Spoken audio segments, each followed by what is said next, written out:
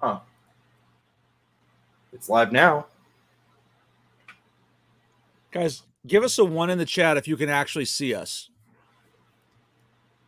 We can restart. Hey, we got ones. Well, that's Ron. That's Ron. It's just Ron doing it. Yeah, they say they can't hear us. Oh, no, we got some ones now. There's random numbers. All right, so everyone's got us. Okay. All right. Well, hey, everybody. They did not see the intro, though, so let's go ahead and just... All right, well, we'll back it up to the beginning. We've been talking for a while, and y'all have missed us. Well, let's go back to the beginning of the video. All right.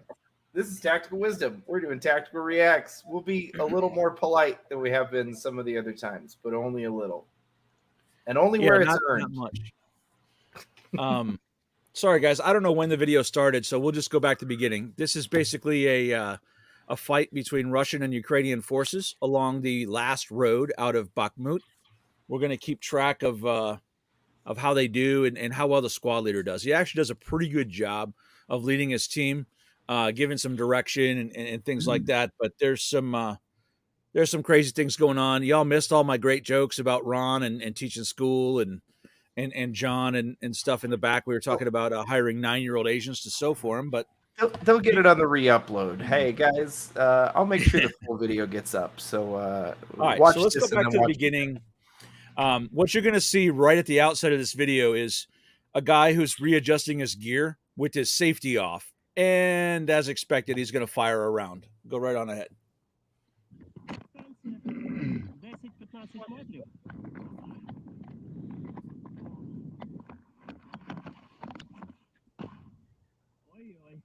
You know what? I know for sure it was because he even oi. Oh no.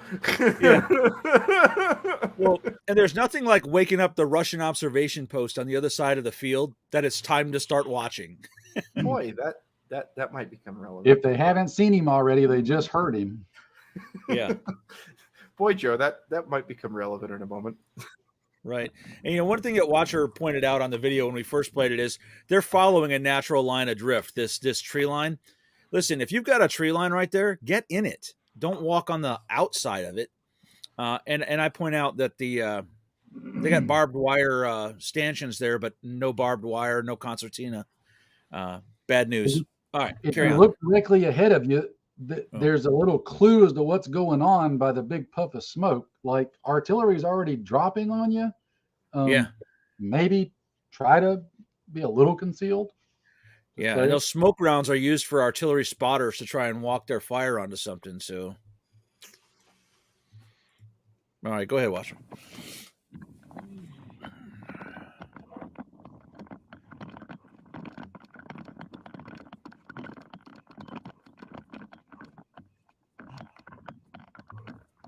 A running password would be really good right about there. Oh yeah. Or literally anything, like literally anything except for just, hey, let me dive in this hole. Yeah. So I don't know if you guys heard it before. We don't know when we really started, but the big observation we had here was they're already in contact with the enemy, yet there was no one looking out. And I guess when he turns around, you're going to see it. There's not much actual fighting position built in front of this bunker. So it's kind of a hard place to fight from. It looks like, though, Joe, in all fairness, it looks like there was one at some point, but some artillery might have rearranged it for them. Yeah. And that radio's not doing them much good all the way in there. All right, let's go ahead for a little bit. Go to the artillery round hits there, Watcher. Yeah. I don't know if y'all noticed Norman down there in the corner. Norman's no longer with us. Yeah. Norman is the mascot, but he is no longer alive. Yeah. I'm going to see if I can improve the bit rate there for you, chat. Sorry about that. Hence why I think their previous position got rearranged by the arty, because he's half under what it used to be. Yeah. And Watcher pointed out earlier, too, that one kid appears to be about 16. So yeah, there's no way that kid at the back is older than 16. Like, no way.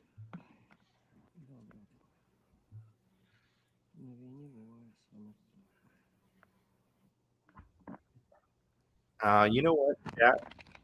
Boom. All right. Pause that right there.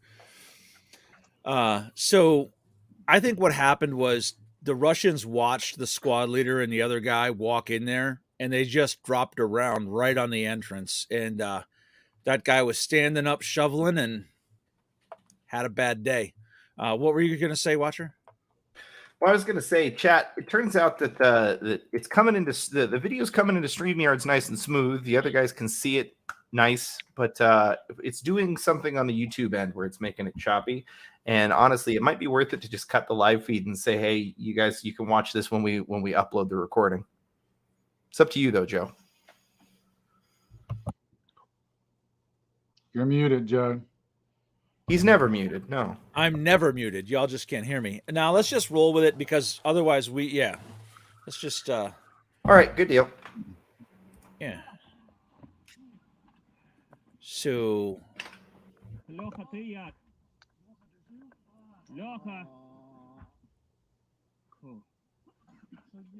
Wow. Hold on a second. Pause it for just a second. Yeah, he got his bell rung, but he's fine. But one of the things here is Ron, you're an old school warrior. What almost immediately follows artillery fire from the Russian perspective? More artillery fire? And a ground assault, right?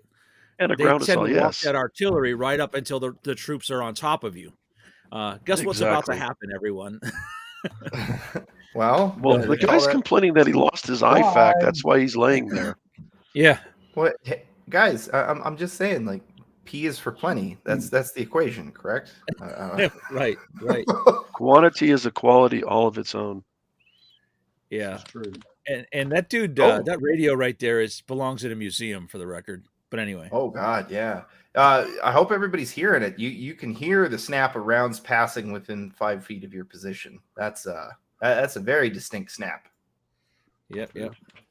You'll hear some real close.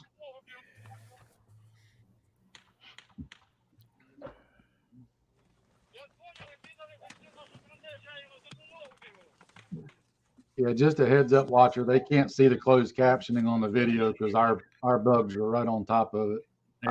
So what he's saying is orcs jumped in our trench. Do you copy? Let me grab my 1984 radio. Let me hand crank that up for you, sir. Radio Shack special.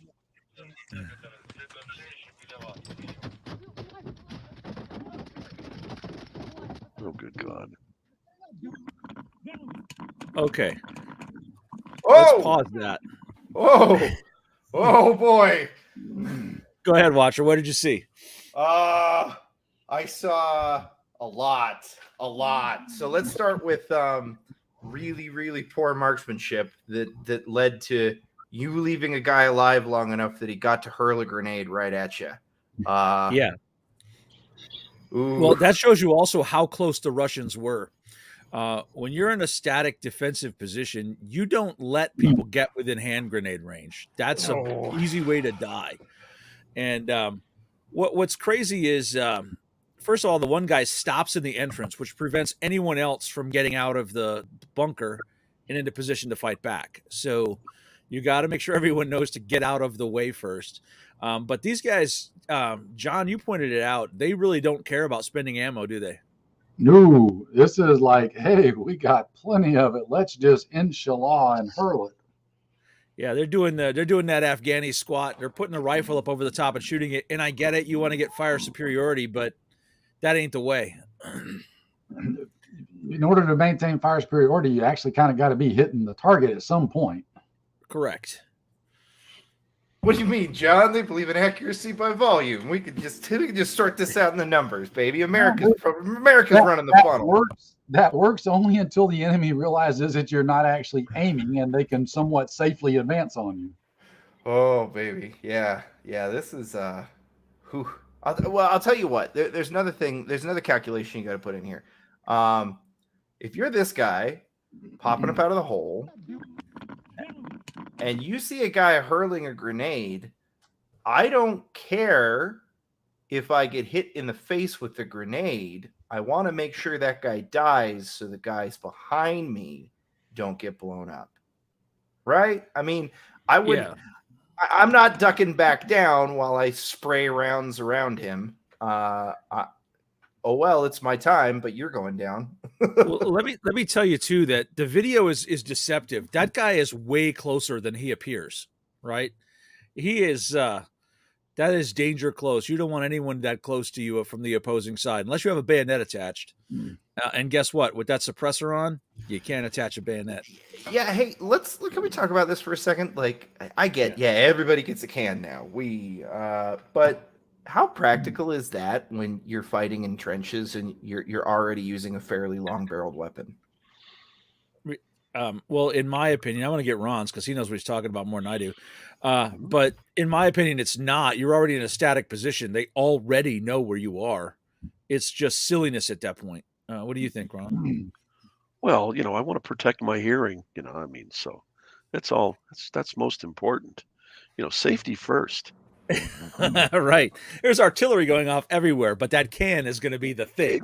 It just makes the weapon more unwieldy, trying to maneuver it inside the bunker and to bring it to bear out, to targets outside. It's like, good God, people.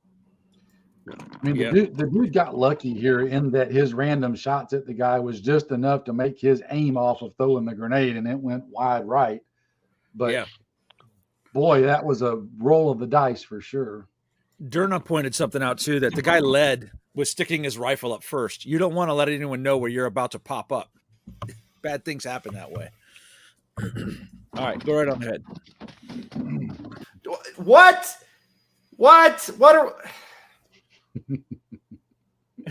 What are we doing? We got plenty more.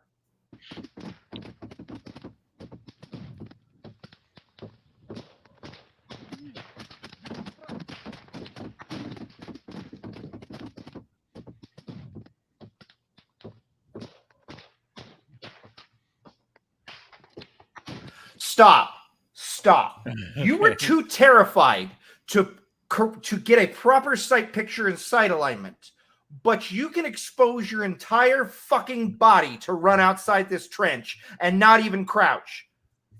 Well, I'm going to tell you, it's a good thing he gets out of that trench, because if they hadn't gotten out of that trench and tried to see what was going on, you're about to see how close the Russian sappers were to the trench line. They were on the lip of the trench. So, yeah, but you're right. He should use some sort of tactical movement. Look at him lighting them up. They're literally on the other side of that mound from him.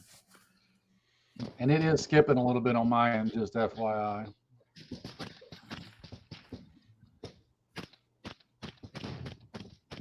See how close they are. Holy shit.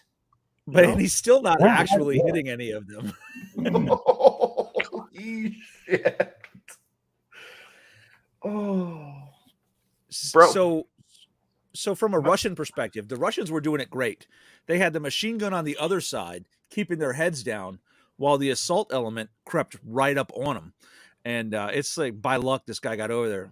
I see you nodding your head, nod. Or nodding your head, Ron. What do you think? No, I agree with you. I just good Lord, it's going to be real interesting someday. Hopefully in the near future, we'll get an U.S. Army trainer who can tell us about the quality of the Ukrainian cam girl brigades. And yeah, don't get me started on the new what do they call it? The storm brigades, the Volkstrom revisited. Oh. Like, so are we going to have Zelensky come out of his bunker in Kiev and doing the little Adolf Hitler thing, patting the boys on their cheeks? I'm sure one day Zelensky will come out of his bunker in somewhere in Israel. I mean, probably not Tel Aviv, but right. I just want to point out too, right here with Joe, like you mentioned, how close these guys are. Think about this situation. They weren't crawling through thick woods. Look at the open field and how far it's open. Yeah. And they managed to cross all of that open terrain unimpeded. Well, that's because the guys were all sitting in the bunker facing the wrong direction anyways. Yeah. Well, there's that, but there's also like the power of small depressions, guys, and micro terrain. We were talking about this in our very first video. But if somebody would have been on watch, they got to go up and over those at some point. Right. Yeah. Well, here's the other thing too is that's pretty open where those two guys are that he was shooting at, right? And he fired probably 15, 20 rounds. How many hits did you see? Maybe one, maybe. I saw one hit. That guy right there with the smoke got hit once. I mean, I get it. I wasn't there, but slow down, take a breath, and aim. If you use the sights, your chances of hitting the target improve by a factor of 10. But if you stop anticipating every shot and doing the whole like I'm using Yeah. a video game zapper move as well, that generally helps. No. Yeah. Split times, bro. Gotta get them split times down. Yeah. I didn't see one person with a split timer. Beep. God. And yes, Andrew, they should have used a trench periscope. I'm a big advocate of the trench periscope. So They could have used 100 different things other than nothing. yeah. The other thing I find interesting is going back to your radio comment earlier, Joe, is that not once in here is somebody pulling the radio out from the back of the bunker, calling for support, reinforcement, Correct. asking the question, WTF, what do I do now? Yeah, and Do- no one's do I saying, die "Hey, in man, I need place?" some arty right now on this position, or we Right. about to get overrun." Yeah. Right. Well, watch the comments at the bottom of the other radio in just a minute. Oh yeah. Hey, Sean, we did not see that coming.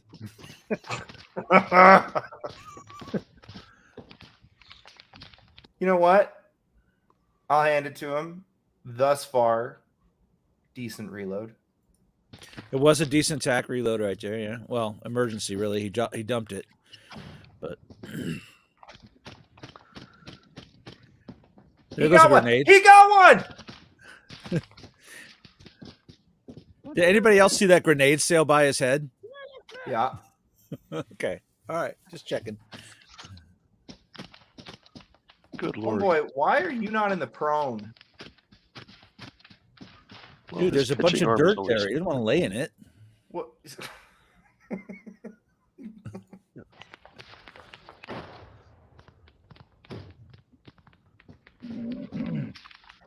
So I'm pretty sure. First of all, he's shoving his muzzle in the dirt right there, and that's not a good plan.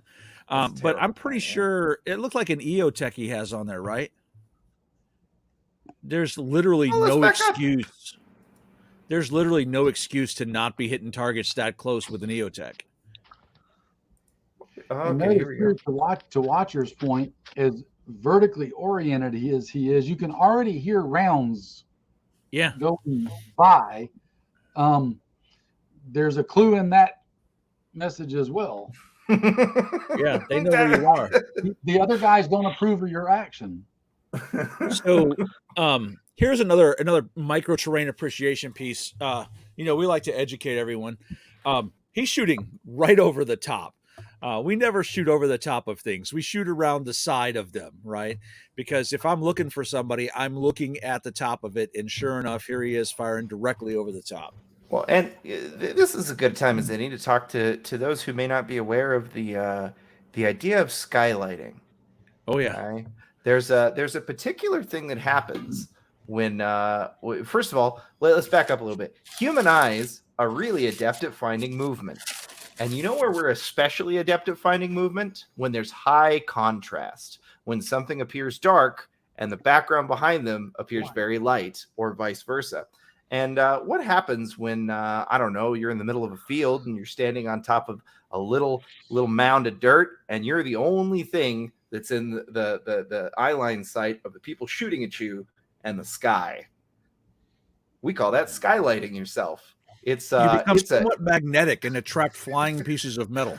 it's Well, it's an those- easy way to those flying die. pieces of metal more often than what, if they're going to ricochet, what direction do they usually ricochet off terrain?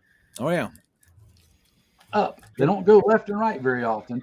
Shoot No. a backload of tracers one time and watch where they bounce to. Yeah. Sides. Always go around the side of an object if you can help it. Yeah. Oh, sorry, wrong button. And again, That's what giving she the said. guy credit, he's in the middle of it and we're not. But But yeah, absolutely. But that's why we train so that we have muscle memory when we get into training. We do the right thing. Right Yeah, on. you don't think, you just do. Now, right where your cursor was just at, Watcher, was a clue. Yeah, let me rewind for him. What was that? There's an enemy right over there, and he just He turned still away. doesn't see him though. Yeah. Oh, he is about to be Now completely we realize surrounded. there's someone there. Hey, that guy's shooting at me. Yeah, it really sounds like you killed them all, bud.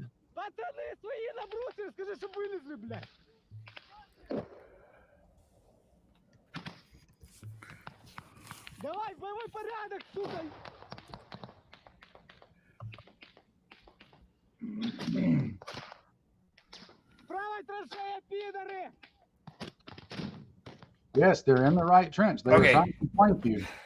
So always make sure when you're firing from cover that the cover isn't obscuring your barrel. I don't Oh. know who else saw him for the Did he hit last the 4 tree? rounds making Hide mulch. over bore. How does it work? Well, you know, that's funny because you're going to see another issue with hide over bore when he starts shooting the orcs in the left trench because he's about to almost shoot all of his own people. So, you know what? Freeze it Well, right there. That was how many rounds I is that? think- It's like 6 rounds into this piece of wood right here. Hey, Derna, you are also correct. That barrel is bent. Look at the Oh alignment. fuck, you're totally right. Look at that. Derna caught that, and I was just checking to see if it was, and he is So- 100% correct. I don't know if the barrel's bent, but the can is canted for damn sure. Yeah, so that's going to impact your accuracy just a little bit. Oh, Maybe he's Maybe- got it for shooting around the trench line, you know? Little God. angle. well, Honestly, that's not surprising based on the way they like to just fling rounds nonstop with abandon. I could Well- easily see that barrel and or can getting hot enough that the next time he dives down behind cover, it's just enough to just tweak it a little bit. Well, see, that was the other point that I was going to make is that that barrel has hit the ground like 5 times already in this fight, and that'll do it. hey, Especially when hey, it's really hot. hey, you know all those dudes, all you dudes out there that are like, oh, I don't need to train on my iron sights. Glass is easily available. Train on your iron sights, yeah. That's a can. Think how much worse off his optics probably are right now. Oh God. Master the fundamentals. That's exactly right. So now watch as he fires. Those are his guys in front of him, right? Watch when he switches sides. Go forward a little bit, Watcher. Oh, sorry, I've been talking to nobody because I was muted. Real quick, now that I know where it's at, you can actually see bullet fragments instead of Oh, yeah. bullets exiting. And look at the wood there. He shot it up pretty well. Oh yeah. But Hey, watch these has couple he- shots. wait, has he had a baffle strike? Look at the I think end that's of the exactly can what's on going on. top. Look at the end of the can Yeah. right on top. That looks like a baffle strike. Yeah, and that would make sense for watch this. The next couple rounds that go out are just kind of mist of shit. See that? Yeah. Now, that makes it sense. When he starts shooting on this side, watch where the rounds impact. Oof.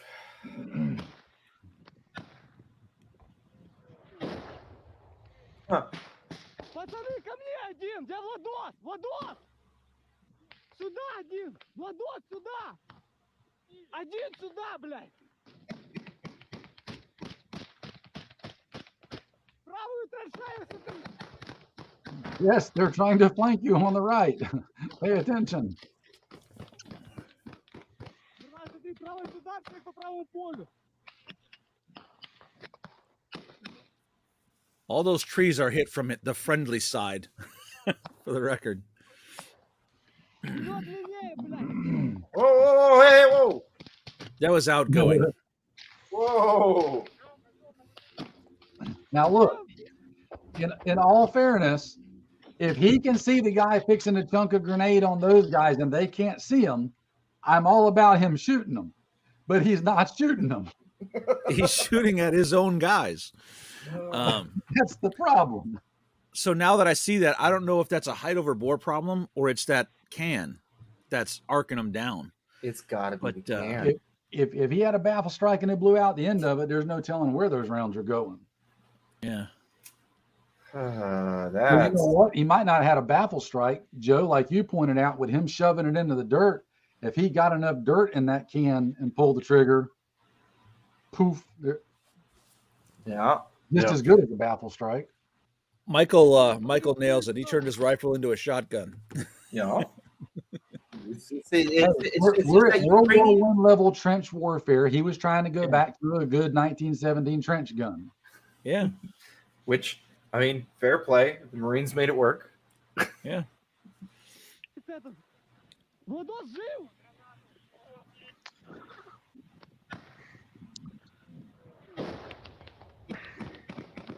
Look at that guy right there.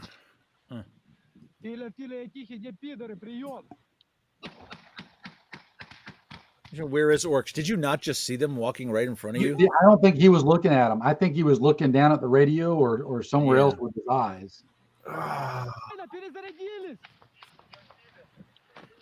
He's telling everybody else to calm down while he's screaming at the top of his lungs. My man has killed that piece of wood, though.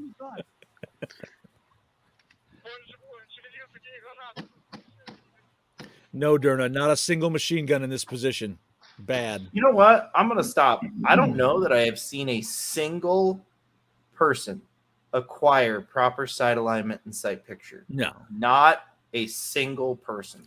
But you know what? That's been consistent across all of these videos that we've seen, right?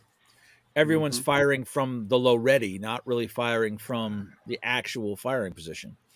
And no one's using sights. Look at those trees. I mean, those trees are shot all the crap. And I get it. It happens, but wowzers. Well, that's what happens when you have like 4 days of training before you get sent to the front line. That's true. They are putting those guys into combat with very little training. Look right here. You see those two guys? Who's peeking over the trench right in front of his face? Yep, right up top there. Good God. Oh.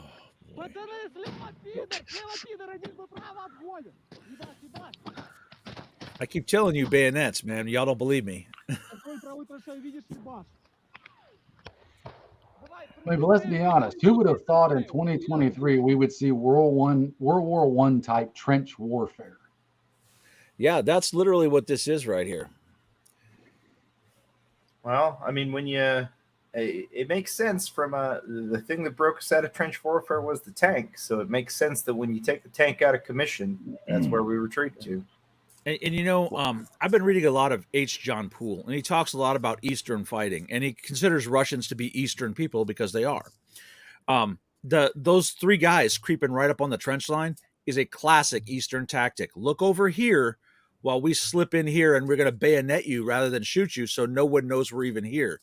And this guy just got lucky by walking upright and seeing them that close. Did you? Sorry, Ron. Did we cut you off? No. I'm sorry. I'm sneezing and coughing. No, I'm just wondering that, you know, the poor guy with the GoPro, you know, taking all the shots, and oh my God, but the other question I have is, this is an unsupported position. I mean, there's no. They appear to be all by themselves. Yeah. Yeah. And because the clue was when you made the comment about they're flanking us on the right side, I'm going like, well, if you had a supporting, you know, position or line of positions with interlocking fields of fire, maybe that wouldn't happen. But I guess you guys are the right thing sacrificial. for this group to do, given that, Ron, I think you're right. The right thing for them to do would have been to run as opposed to try to make this stand. So de-ass the area, I believe, is what they call that. Yes, de-ass the area. Lance Corporal Veteran, yes, that's exactly where this is. This is the last road out of Bakhmut. So, all right, continuing. Правой траншеи, пидоры! Давайте отсюда тоже правый фланг!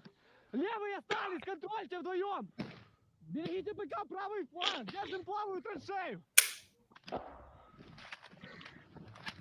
Finally, we're worried about ammo conservation. Yeah. God. Спокойно, круговая! Право почти никого! Не стреляйте! Да! Давай, брат! Oh, Durna, you're right. If they tried to run after the fighting started, they would have got shot. But you know, all that time when they spent cooling their heels down in the spider hole together, that was Yeah. probably the time to go. Well, they were waiting for DoorDash to deliver. Right. Well, yeah, silly me. That's some big Artie coming in on him. Yeah. Красава, блядь! Правая траншея, блядь! Давай, встали! Сюда, Владос! Okay. For the record, Bilat is not come on. No. No. And God. Sukabliat is not what they're making out to be either. Yeah. And I hear Sukabliat quite a few times here.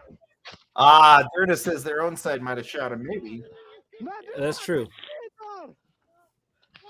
Now, notice the bullet holes in the trees right there? Yeah. Yeah. Прошло? Владос ползет! Yes. That's how you move tactically when bullets are flying. Хуй его знает, брат! Блядь! They're getting closer. I kept waiting for this camera to just fall over sideways, but it never did, so that's good. All right, so give me a pause for a second. So that's the other thing is Watcher's already pointed it once, but I'm pointing it out again. Even though he's up here and he's giving out good fire commands, he's trying to keep his people informed, he's either on a knee or standing the whole time. Get prone, bro. You will live much, much longer. Well, we said it the first video. There's a good little mantra to repeat to yourself whenever you need to move in combat. I'm up, he sees me, I'm down. Exactly right. And in this case, if you ain't moving, stay down.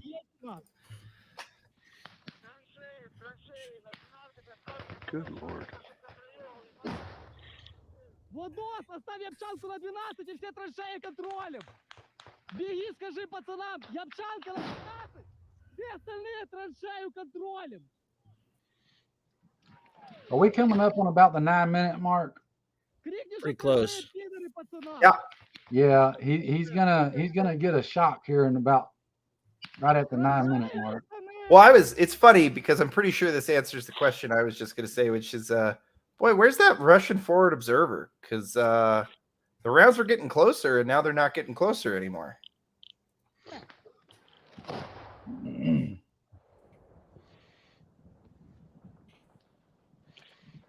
Все целы у нас, Владос! У нас все целы! Пацаны, стоим, блядь, заебись!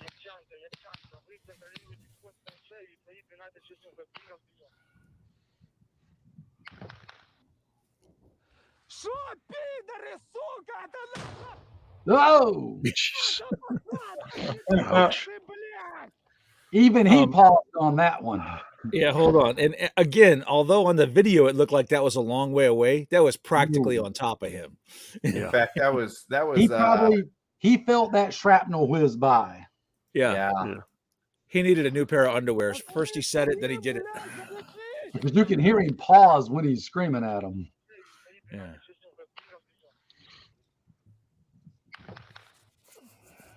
Шо, пидоры, сука, это Yeah.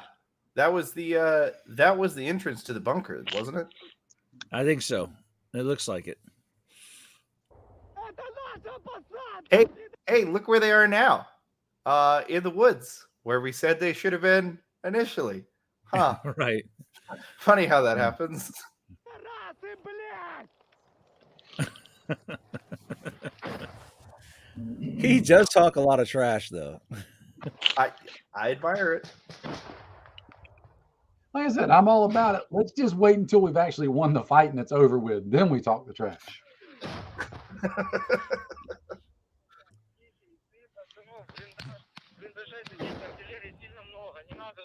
Yeah, too much artillery. Yeah, no kidding. В блиндаж, Владос, в блиндаж! В блиндаж, Владос! Ты остался! Why? What do you mean, why? Контроль 12, вы в блиндаж, пацаны, быстро. Ты в блиндаж. At least at this point, he has the radio in his hand. Ты смотришь 12. And we're still standing up outside the entrance to the I bunker. was say, not only is he standing up, he's standing up on top of the berm. Did I Well, he just gets see, better reception that way. did I Well, just see go load mags in the bunker? Yes. Yes. Yes. Okay. Hey, kids, you shouldn't be loading mags when you're under fire. They should already be loaded. And in a point of seriousness note, I'm just glad they'd actually had the forethought to actually retain the magazine so they could reload them. Well, Yeah. you know, that's You know what? fair. Leave this right here for a second. Look at the trooper down there in the bottom. He's in active combat. You are in contact with Russians. They are within 50 meters for sure, probably more like 15. He does not have a hand on his weapon at all. Nope. Yes, that's a sure way to die. Looks like an AK-102 too. But man, Well, maybe he did have his hand on his weapon. He was just taking a whiz. yeah, wrong one. He was cooling the barrel off from all those rounds they'd fired.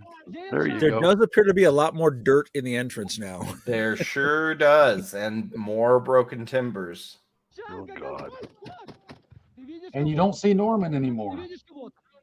Yeah.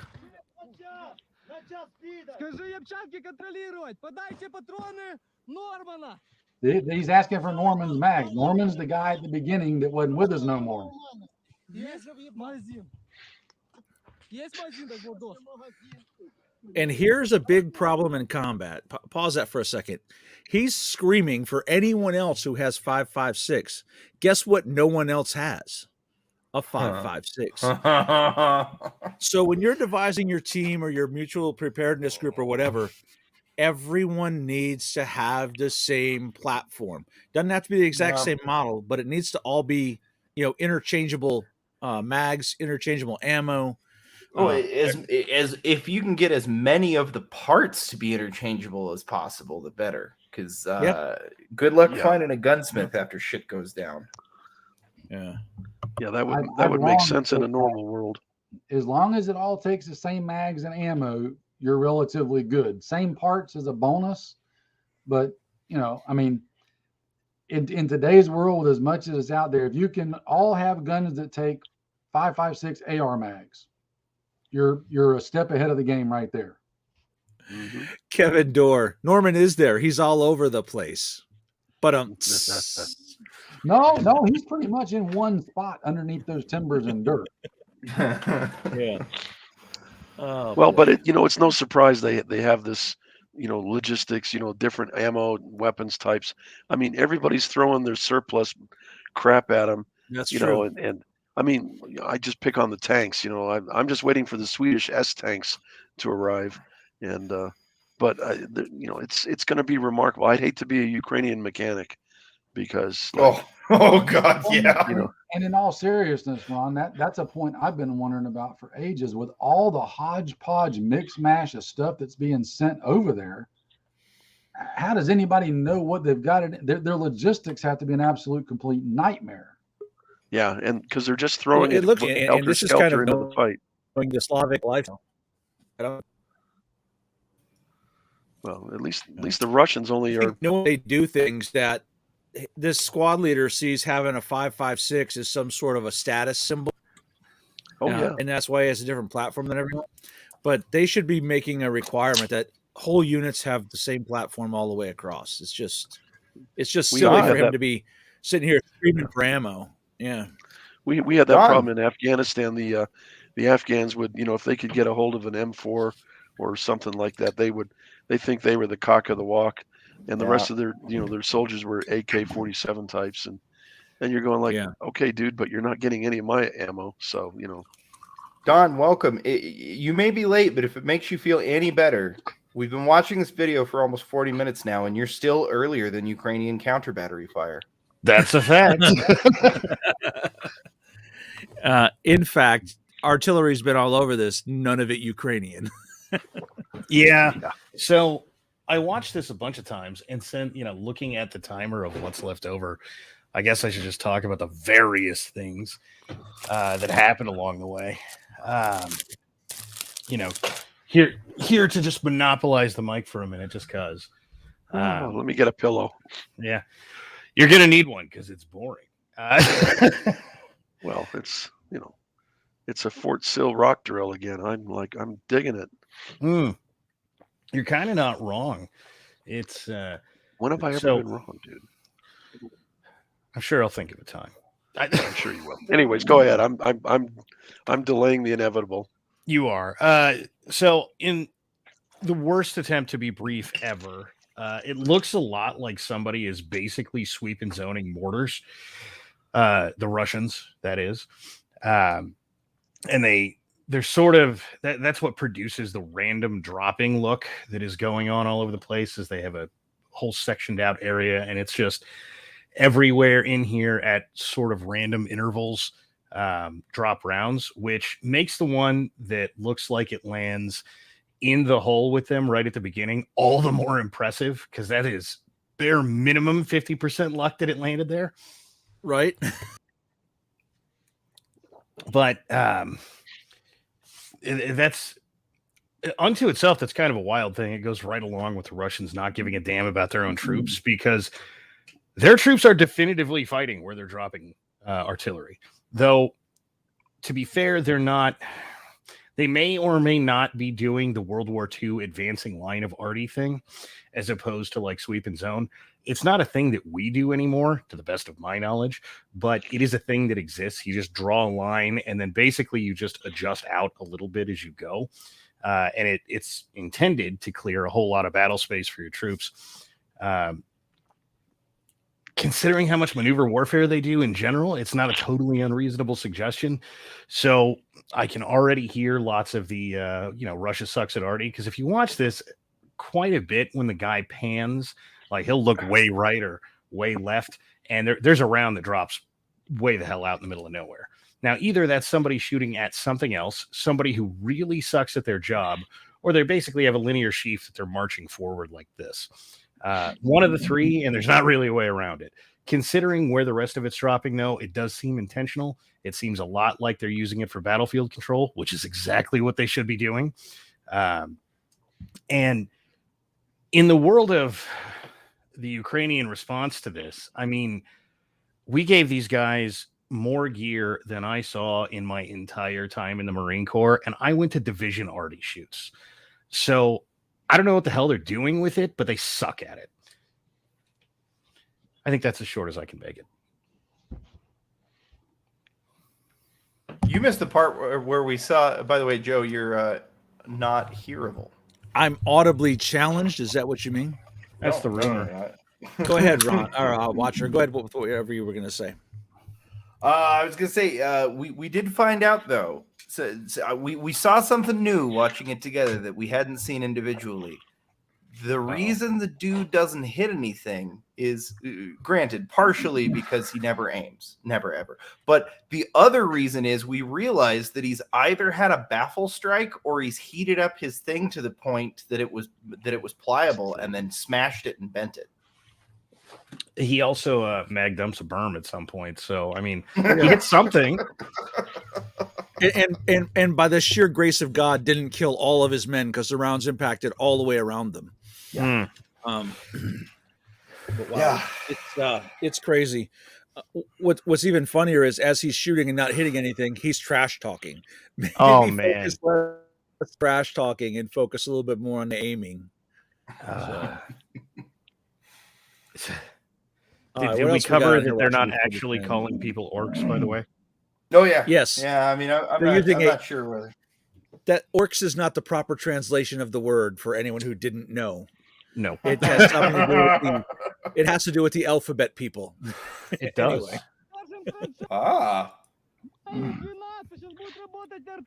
And as we said previously, suka bliat does not mean what they're translating it to. No, that does not. Hey, I found Norm. Yeah, there's Norman. They pulled him out to get the magazines.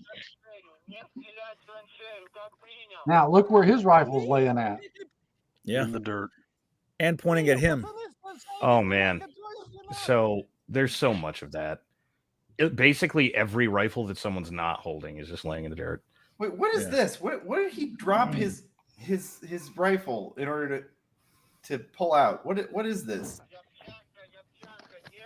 Oh, okay. Yeah, that's He's getting on the a radio radio. antenna that looks like a tent pole. Is what that looks like. Yeah. Good God.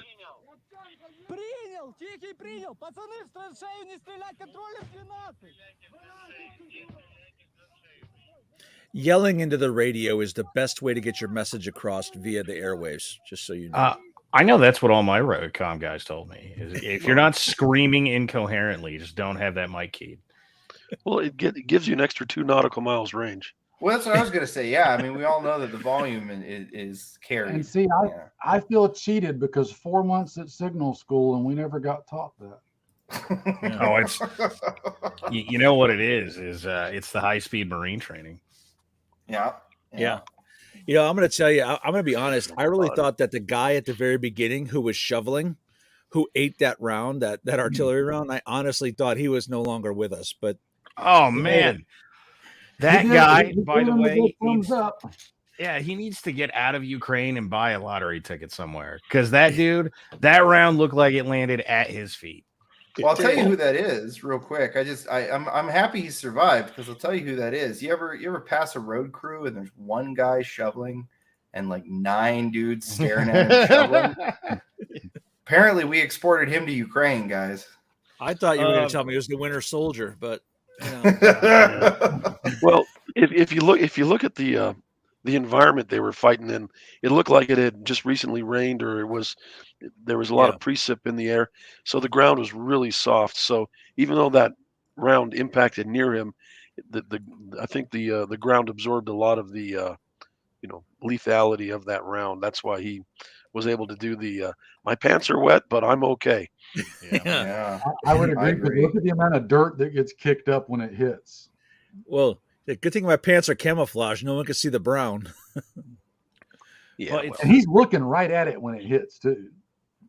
It's worth noting that those are really tiny mortars, whatever they are, which is why I think they're mortars and not arty. Because I think you're right. An artillery shell would have blown that whole hole up. Yeah, there's a couple that landed further off, like they were 82 millimeter mortars. But though that was probably a 60 or whatever their version of a 60 is. Yeah, I'm wondering if some of them weren't actually like 40 millimeter grenades. So some of them definitely are.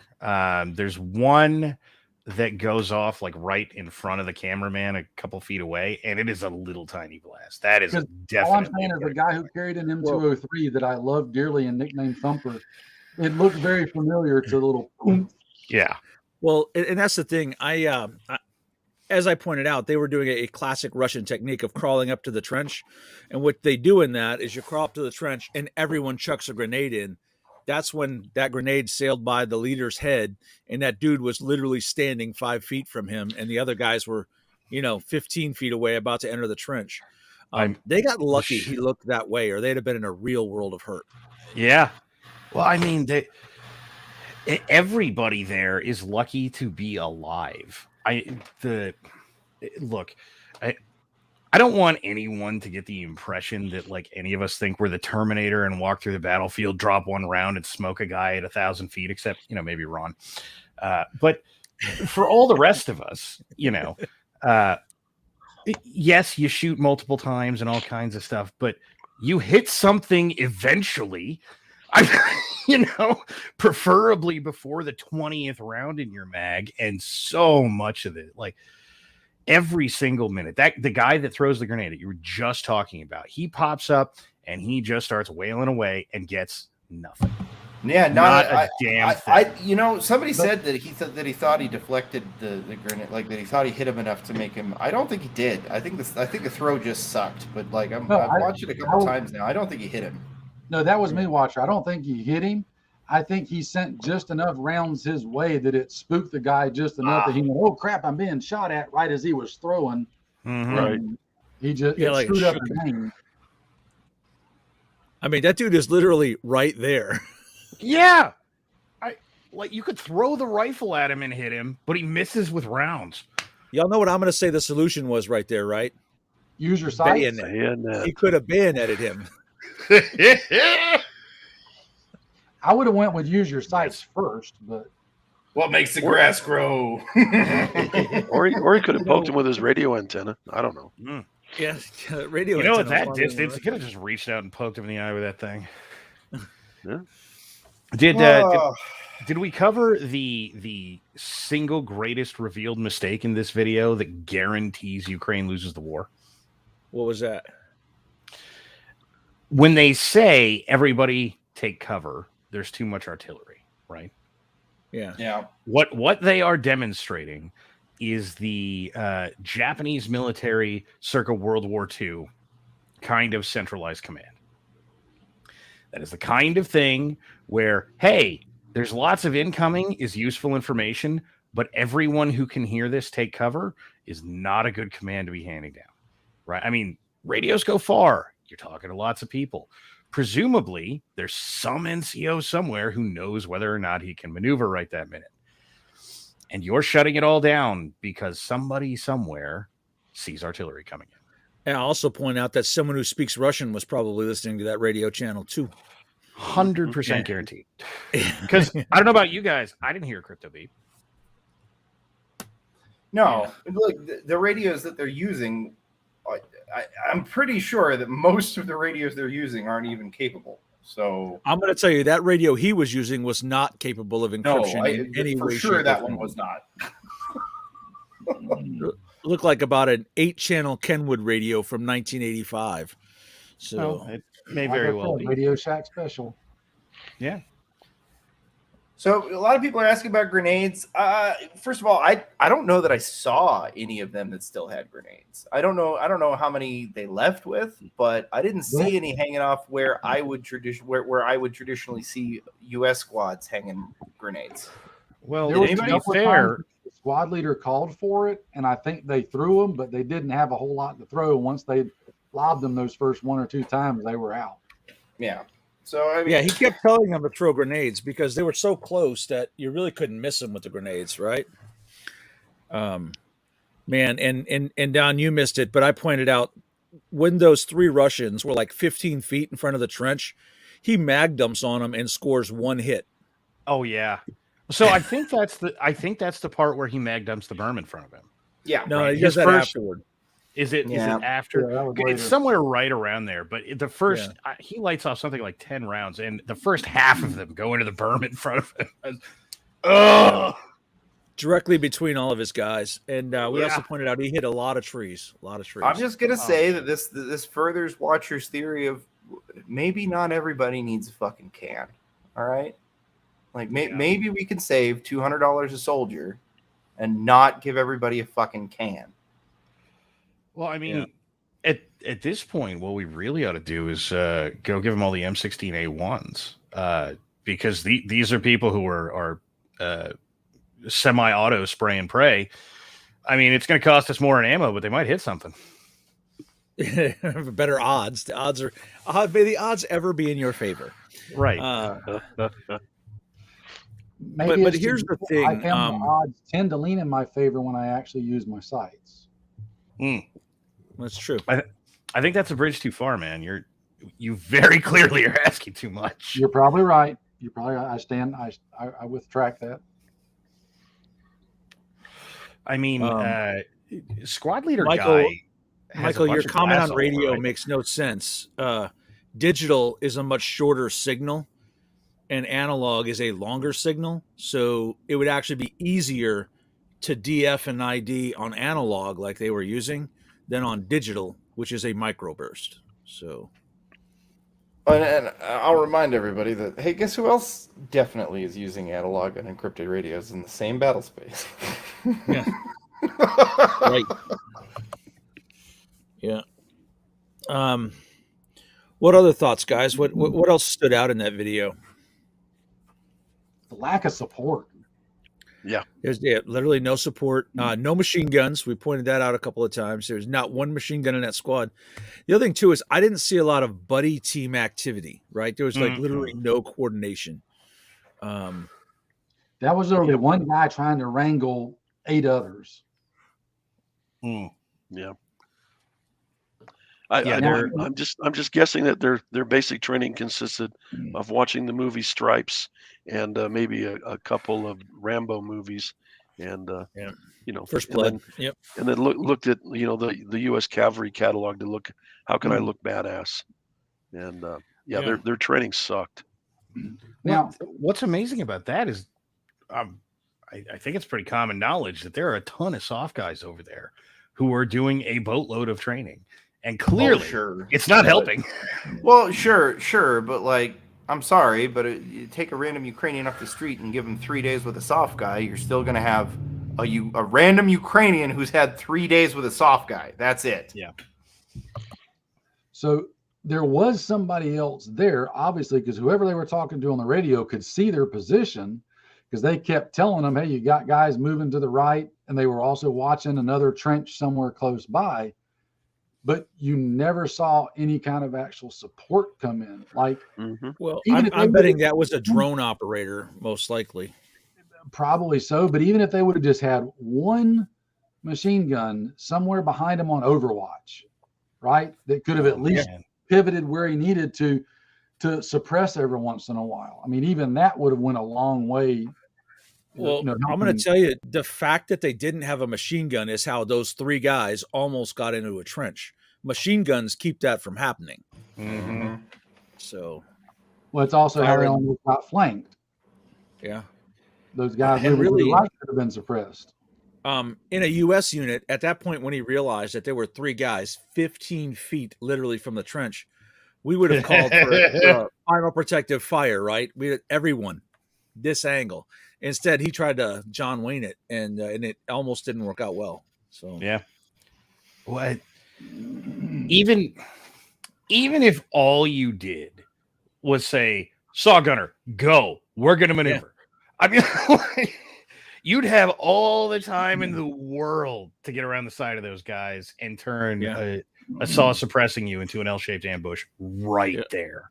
like I guess a lot of people don't realize how fast the saw fires. It can fire ridiculously fast.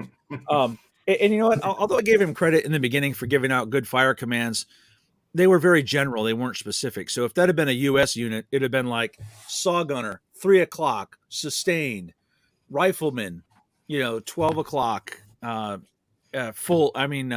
fire. You know what I mean? It would have been a little more direct, and it'd have been more sure about where everyone was instead of just orcs in the trench, or the other word he actually used in the trench. He would have given them a direction and range. So, I mean, even directions would have been a substantial improvement, right? Instead of just right trench. Yeah. yeah. Because at that point, who's right?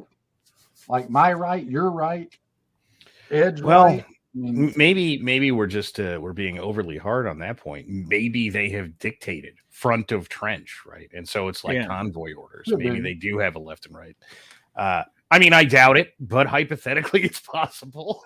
Well, something I've been harping on throughout this entire war is fighting position construction. So this one was a little bit better. They had a sleeping quarters bunker, but correct me if I'm wrong. I'm old. Maybe we've changed, but a U.S. Marine fighting position where all those guys would have had overhead cover too, where they were actually fighting from. Yeah. Yep. Well, it should have had overhead cover. It either would have had overhead cover or would have been an elevated position with lots of front cover. I mean, it depends a little on how hasty it was, but I mean, that didn't look hasty. That looked like it'd been there for a sweet hot minute. It was No, a developed brother, trench line. Dude, they say there were what 20, 30-foot timbers that were. yeah, those are some big logs that have been put into place. Yeah, those are the only ones they chopped down using their weapons. Yeah, they shot him down with the AK. Yeah, that's why they didn't have a squad automatic weapon. They had previously cut down trees with it. Right. Probably. That would make sense. Guys, it's called a saw. What do you? Right. I mean, come on. They took the saw, they gave it to the nearest PFC and said, "We need those trees gone." He handed him a bunch of belts and no more trees. He went at it. Yeah, they should have had some support coming up on them.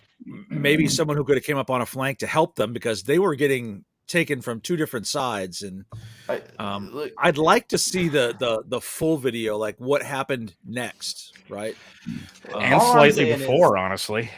all I'm saying is, if I have indirect fire coming down on me, what's the one bit of support that I truly, desperately, actually need?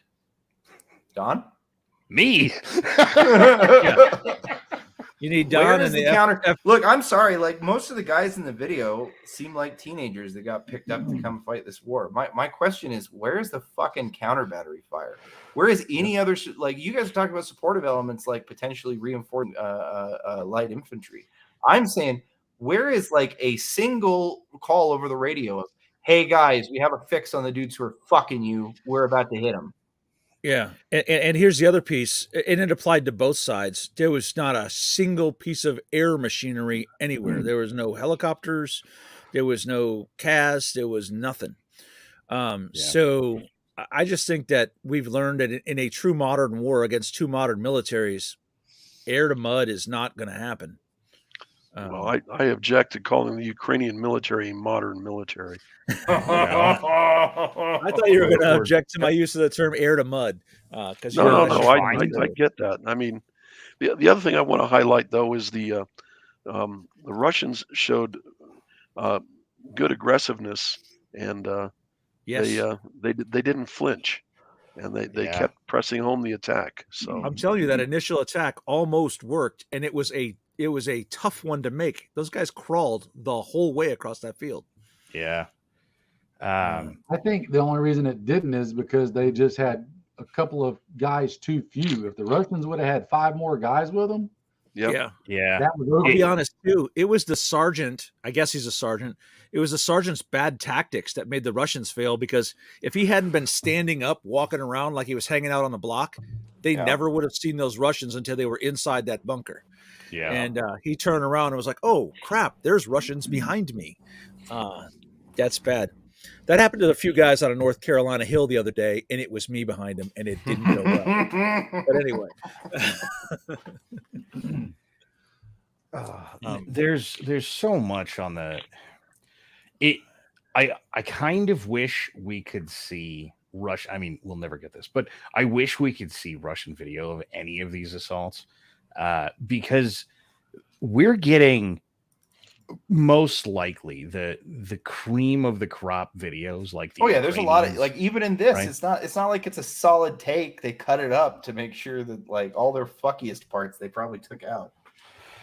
And oh man, just for raw video of a couple of these would be so good, because what they're putting out, it's incredible. I talk to people with no combat experience, and they're like, "Oh man, but they were so heroic and brave, and they did all the right things." And I'm like, "Shit! If I did any of that, and we all lived, first of all, I'd have got the shit haters out of me. Like, I mean, that'd have been the rules right then and there." Listen, guys, I have to make an apology. Nathan and Harble have corrected us. There was indeed a machine gun there. It was laying in the dirt in the entrance. It was probably what's his name? The dead guy. Norman. It was probably Norman. Norman. Norman was probably the machine gunner. But weekend at Bernie's. Yeah. Oh boy. Yeah. And if you're Do you remember the scene? Do you remember the scene in Full Metal Jacket where they're in that house in Hue City and they've got the dead Viet Cong guy, and he's the host of the party. Well, same thing. This with is Norman. my bro. This is my bro.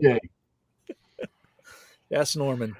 Pour one out for Norman, man. I mean, if you're right, the Joe, and there was like a drone or something up, I'd be really interested in seeing the footage from the drone view of what that space looked like.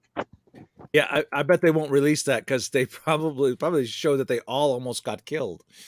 I'd also be curious to know where, whatever they were launching, whether it was mortars, grenades, small artillery, whatever, where the Russian positions were actually at, they were firing from. So that would be it, right? If I had a drone, and I know the general direction the Russians are coming from, it's not a very hard mathematical procedure to figure out where a mortar came from. Oh man, It's so easy. Yeah, It's so it's easy, pretty much even Duncan straight can do trig it. or geometry. Yeah. Well, so they drop enough rounds just in a minute or two, right? That you could, as long as it was one position, you could triangulate it by the third minute of that video, no problem. And I know all the modern engineers will say stuff like, "Well, but no one was throwing triangulator beacons into the blast craters." Like, well, it turns out we've been triangulating where artillery came from a lot longer than we've had those. So we've been doing it with just sound since Vietnam. That's a World War II tactic. But even then, I mean, you can sort of tell based off the video. It's almost directly in front of them. Given the size of the mortars, they're not firing more than about 5 clicks. And the assumption there is they'd be firing at max range. So chances are good. They are within rifle range of any sort of long range rifle. But presumably they're in defilade or something, because that's where mortars should be. But if you have more M777s than Camp Lejeune, then presumably you just go get rid of it. Or even just the tree line, because that's where the FO is at, something like that. Yeah. Man, it was pretty intense. It was a pretty good fight. I do think that the Ukrainians did a lot better than they were in the beginning of the war, but they have a long way to go. I mean, training standards are important. And like we were talking about in the room before, not the, hey, what's your split time, bro? That those kind of things aren't very useful in real life. So drives me nuts. The thing that they need to be able to do the most seems to be effectively react to things that happen in front of them. And I know that sounds stupid, but you don't dump a quarter mag into the berm without riding way too much adrenaline, not being focused on what you're doing, et cetera, et cetera. I mean, I'm not saying it's impossible that anybody in the U.S. military would dump around into the berm. I'm sure it not only has happened, but it does happen probably more often than any of us wants to admit. On the other hand, if you're on the front line of a war, you can't just be, I'll just mag dump the ground. Oh, that guy too. Yeah. It's not a good idea. And they do way too much of this sort of thing in basically every scenario. Ron, you saying I'm fat over there, you son of a bitch? And no, I just say you're. Never mind. There's no way I can say it without getting insulting. So, so at the beginning, you have great density. How's that? There we go. Well, and there's the glare from the dome too. I mean, that would be a problem, Ron. You would be able to see very well. Do you see this thing? Look at that thing. At the very beginning, when the squad leader and the other guy are just raising their rifles over their head, I get it. He looked up and saw the Russians were literally 5 feet away, but that's not the way you do it. Because when you do this, I'll tell you what happens. You shoot way high, and you don't hit anything. So take that risk. Turn your head sideways, get an eyeball up there, and actually see what you're shooting at, and you'll be way more effective. You won't have to keep shooting at those Russians because they'll be dead. Yeah. And any thoughts on making? Hey, Cervix Hammer, for the record, this is our third one, and it is a fairly regular thing. We'll get some more of them on. Cervix Hammer gave the suggestion earlier that maybe we find some Russian footage, and I think that would be good. Kind of see their angle. Because I guarantee you that one, the L-shaped ambush one, where the Ukrainian Legion one walked right into that ambush and we laughed at it. The Russian video was probably just Russians laughing, and the Russians didn't kill them because they were having too much fun with them. Yeah, they're laughing their balls off, just holding down the trigger. Yeah, did you see that guy? They were probably toying with him. Hey, shoot to the left and hurt him to the right. Okay, shoot to the right and hurt him to the left. Keep moving him back and forth like a sheepdog. Make that one guy get on his knees and pray again like he did. God. That video was sad. That was sad. Yes. But this one I think that set the tone when the sergeant there at the very beginning was adjusting his gear and his camera for his cool photo shoot and touched off a round into the ground. We have not yet seen one of these combat videos without a negligent discharge. Every single one has had one. But you know what we're not seeing in any of these? We're not seeing casualties because neither side can shoot at all. Oh yeah. So, well, I mean the Ukrainians in this one dropped 500-600 rounds. yeah. I mean, basically everybody Easy. reloads, and so Easy. you know, there's 8 guys or something like that, 60 rounds apiece minimum. Yeah. And that's to kill 3 guys. So, by the way, the next time someone wants to criticize that U.S. Army report about, you know, it takes X number of rounds to kill a guy, or you know, watch these because this is not what we're doing. And God forbid for a moment I don't break the Army's balls, but that's not what the Army's doing either. Right. Well, I'm serious. In watching this video several times, I only actually see one Russian take a round, and he was literally only 5 feet away when he took it. So, I get it. Adrenaline does make us do silly things, but training cures that. And you're not afraid, but you just know what to do instead. Right. Yeah. So, Right. I mean, and again, in all fairness, we know it's all chaos, and you could play this situation out, 10 times over again and get different results every time. But there has to be some consistency at some point, like you said, from the training side of it, that starts to narrow those outcomes a little bit, and just constant mag dumping. It's almost, the similarity I see is like just how we know that they have literally shot the barrels out of the artillery that we've sent them because they just dump rounds. Same thing with everything else. It's just volume of fire and hope. So the arty thing, this kills me. The shooting the barrels out of artillery thing is less likely what's going on than them destroying the things that make cannons work. And this is, for any of you who have ever worked with a hydraulic anything, you have a maximum operating temperature. All of you know this. Cannons are filled with hydraulics. They're manual pump. There's a big crank on the side. You turn it like this, it raises the gun. You turn the other crank on the other side, and it moves the gun left and right. And all that is a manual hydraulic pump. Now, don't get me wrong. This means the operating temperature of the M777 is higher than your electric or electronic pump or whatever it is that's probably in your, tractor or forklift or whatever you're using. However, hydraulic fluid, when it gets too hot, does still expand. And this is the big problem with overheating hydraulics. You just blow all the seals. You do all kinds of stuff that just negatively impacts your capability to use whatever it is ever again without thousands of dollars worth of maintenance, right? The M777 in particular has this giant thermometer on the side of it. And in case you think this is complicated, there is a green zone, a yellow zone, and a red zone. Because as Ron will tell you, gun bunnies are fucking retarded. All right. And so if you shoot the fucking cannon too much, it stops working. And by the way, I have personally seen someone break this rule. I have personally seen someone fire in the red, and I was sitting there watching the cannons go boom, boom, blah, right? Because hydraulic fluid shoots out all over the place, and that's that. It's done. It's over. And that cannon is down until further notice.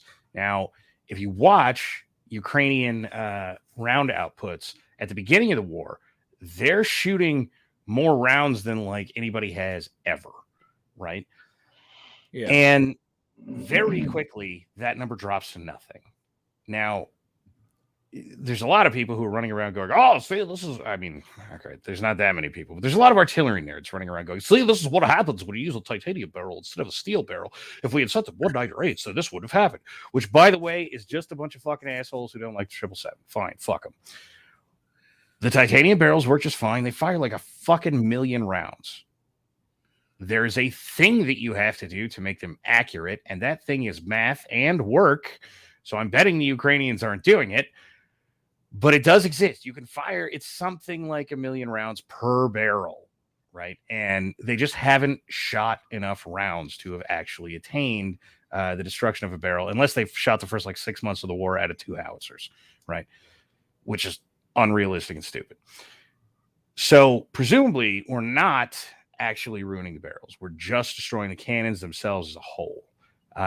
But there are a lot of people who have criticized the like mobile artillery thing, which, by the way, is why the M777 exists. You can pick it up with a helicopter and move it. You could not do that with the 1908. That's why the titanium barrel instead of the steel one. And so they didn't like it. They, in fact, shit. I mean, let's face it. Most of the higher up military doesn't like towed artillery or even self-propelled artillery because artillery is a thing of the past. And by the way, if there's anyone on planet Earth who knows that, it's artillery. We hear it every fucking day. But no less, what you're fucking getting out of these people is, oh, we destroyed the cannon, right? And when they say we destroyed the cannon, everyone and their brother jumps to, well, but the cannon is like the barrel. No, there's a ton of stuff in those cannons, and any part of them going wrong will indeed cause you some problem firing. I mean, some of it doesn't matter, some of it you can just ignore, but if you destroy the hydraulic system, if you blow open the gears because you, I don't know, try and rotate the cannon while you're shooting or some other dumbass thing that no one would ever do in any sort of trained military. I mean, of course you're destroying the cannon. Of course you're causing unnecessary problems. By the way, somebody asked about like, do we even have arty rounds left? Yes, we have arty rounds left.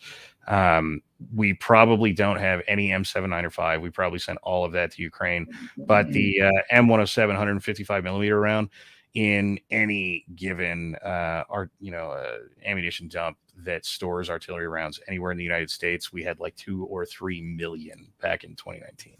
So yeah, we've got tons of them left.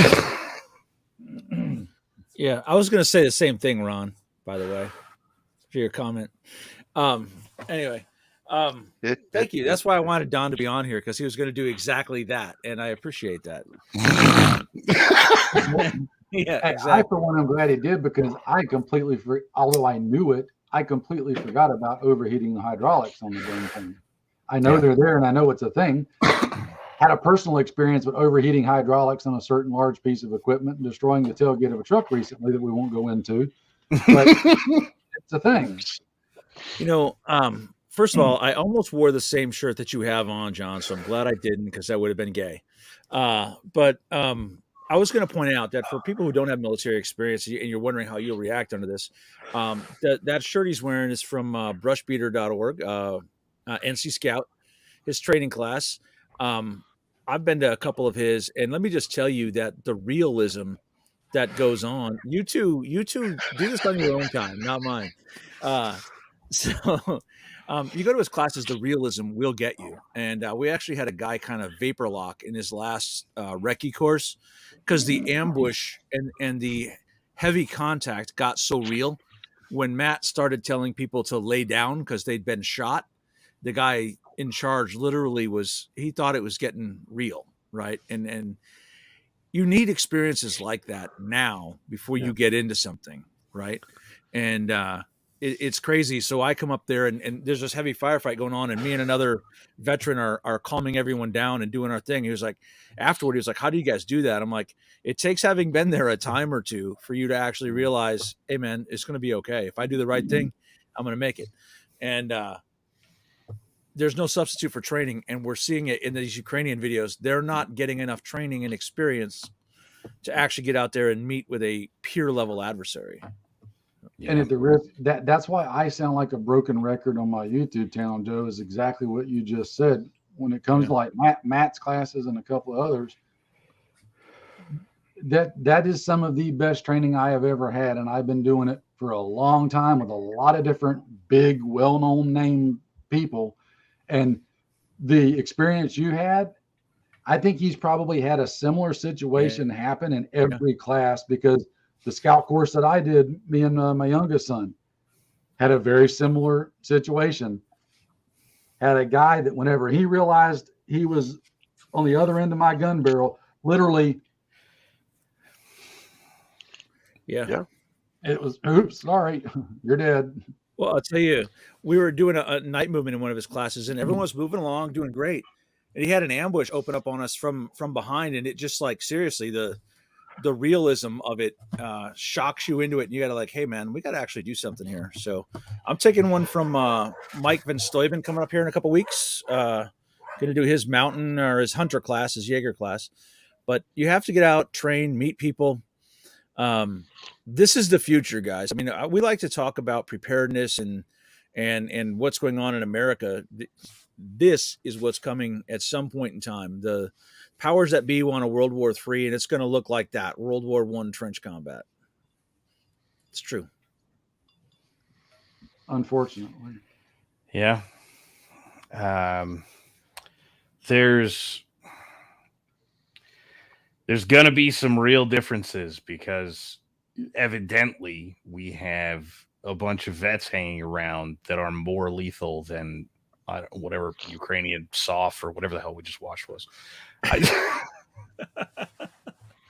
Yeah. So don't count on just rolling up to some emplacement somewhere and it's going to take 5,000 rounds to hit you, because very high likelihood that doesn't happen. Right. Yeah. So God, I think we'll try to look for a Russian one for our next one. But how do y'all feel about maybe trying to find a Sudani on Sudani one? Yeah, man. I think breaking out of that field of conflict. I personally, that's what I think. I think our next video should be somewhere else. Hey, do you have that the grip, drip, and whip video we were reviewing earlier at hand? Yeah. You want to play that again? Let's throw it up here. Hold on. It'll take me a second. But The RSF has an aesthetic, and I kind of like it here. Oh no. And I'll admit that the Sudan one stuff would be cool, but I'm going to make a prediction. There will be a lot of inshallah going on in that one. On both sides. Sides. Yeah. Ron, you probably have some insight into Sudan. Oh, I try not to. God, it bores the shit out of me. I mean, it's just, oh God. I mean, first of all, pause that. Right there, guys, is a piece of history. That's a BTR 60. Holy shit.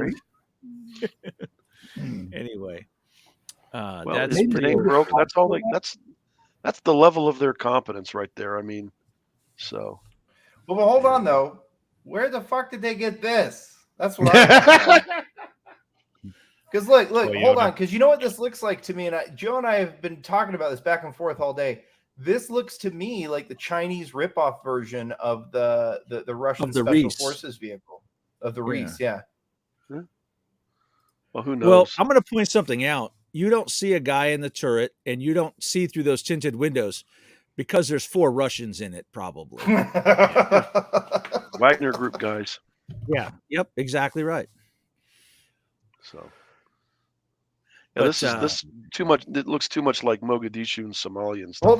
Hold on, because Ron, you skipped my very favorite modification of this entire thing.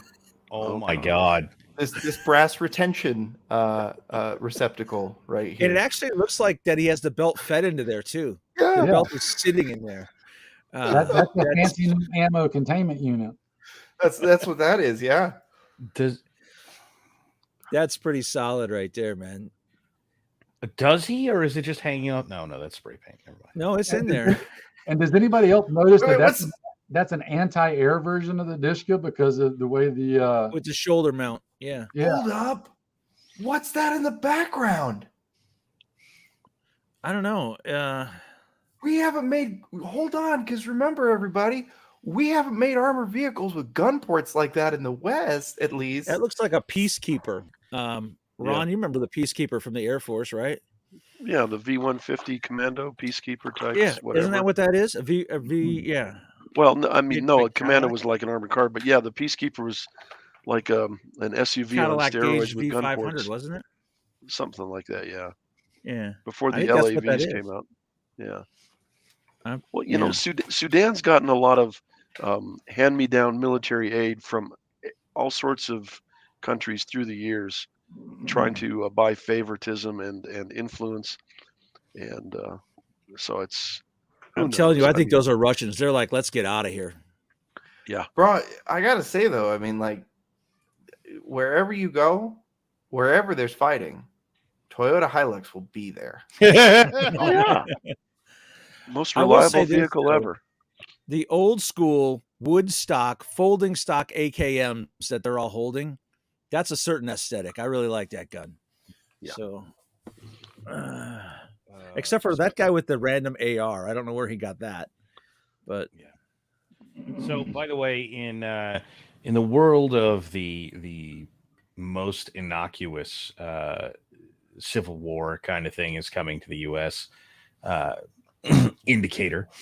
I went out looking for a truck relatively recently, and I want stick and diesel and 4-wheel drive, and there is precisely one truck manufactured in 2023 that you can get in diesel, 4-wheel drive, and stick. Yeah, You know they, what that they don't is? really make sticks anymore. It is the Yeah, that's Toyota sad. Hilux. Well, of course it is. Yeah, I was gonna say it's the Hilux. Yeah, nobody's making sticks anymore, man. It makes me sad. yeah. Yeah, it is. You know, the more I see that video, the more I'm sure that Ron and I are right. Those were probably Russian contractors because every other vehicle in there is at least 25 years old, except for that Reese copy. Except for And that it's not one. the real Reese. It's definitely a copy. And once they see the camera, they're like, "Yeah, we out," and they take Yeah. off. So, I think that we'll probably see over the weekend an American and Japanese, of all people, non-combatant evacuation operation get pulled off in Khartoum. Going to be dicey because Yeah. neither side has said yes yet, so we'll have to Right. see. I mean, it's 1,000 nautical miles from Djibouti to Khartoum. I mean, the tyranny of distance is awesome. That's right, pretty much. I think at the range of the Osprey, and You know, I hope we start it with SEALs because that would mean that we ejected semen from Djibouti and put it somewhere else.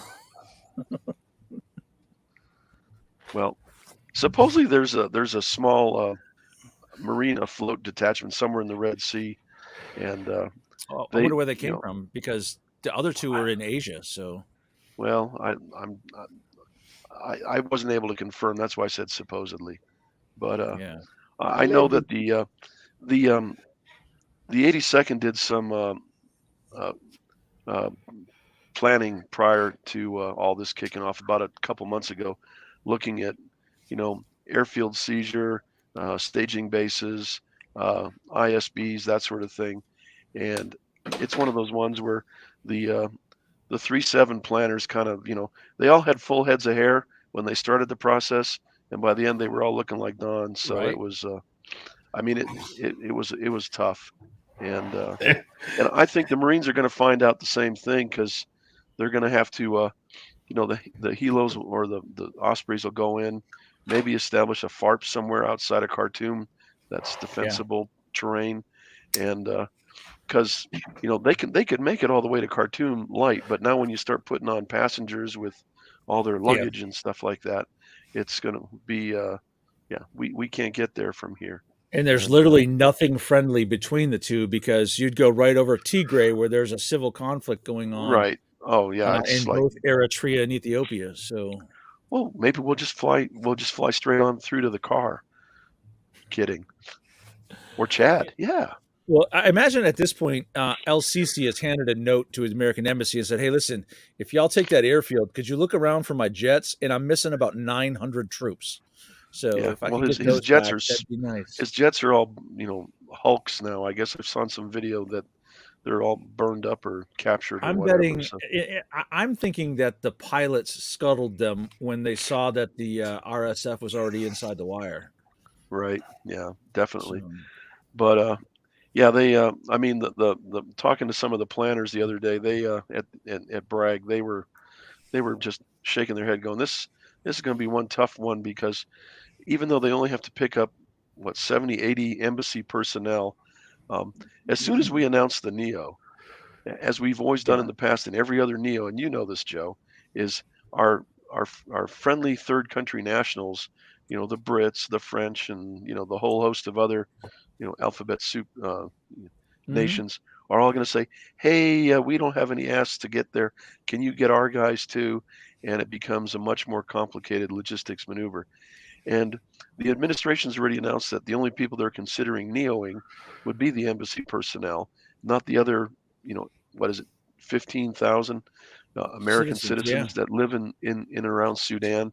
A lot of them dual nationals, but still, um, it's like Kabul all over again. And Sorry, sucks to you're be right you. because as you pointed out, in we end up having to take everybody. So in Liberia, we took everyone. We took the French, Right. the Brits, we took them all. And in Mogadishu, because it was at the very end of the Soviet Union, 91, the Soviet Union was already collapsing. The Soviets couldn't get the people out of the Soviet embassy that was still in Mogadishu. So we went and got the Soviets and brought them out. Yeah, So during Eastern exit. So yeah, we will literally pick up anybody who asks. But pretty much. Japan's actually offered to come along this time, so we'll see. Man, that yeah, I really shouldn't be surprised, but if we're gonna leave 15,000 Americans behind and you're a foreigner, in short, fuck you. I Yeah, Well, they're not voters, right, right. Well, and they but don't and they don't look like us. there is ah also some rumor that there's an awful lot of pale skinned guys running around Jeddah trying to rent boats to go to the port of Sudan. So you may see a contractor NEO happen through the port of Sudan and across the Red Sea to Jeddah with those other 15,000 people if they can get to them. If they can get there, Yeah. because I wouldn't. I mean, ground travel in Sudan is, by all reporting, is pretty sketchy. Well, and there's So, already been fighting in the port, so it's going to be oh, it's well, going to be you got to fight in, you got to fight out. So, yeah. so Well, maybe we should send General Chinese Gordon again, right. or is it Uh, Kitchener this time? I don't know, but it'll anyway, be interesting to see what happens. Maybe knowing this administration's penchant for building alliances, they'll try to get the African Union or the Egyptians or somebody else to, you know, participate and put an African face on this whole yeah, operation.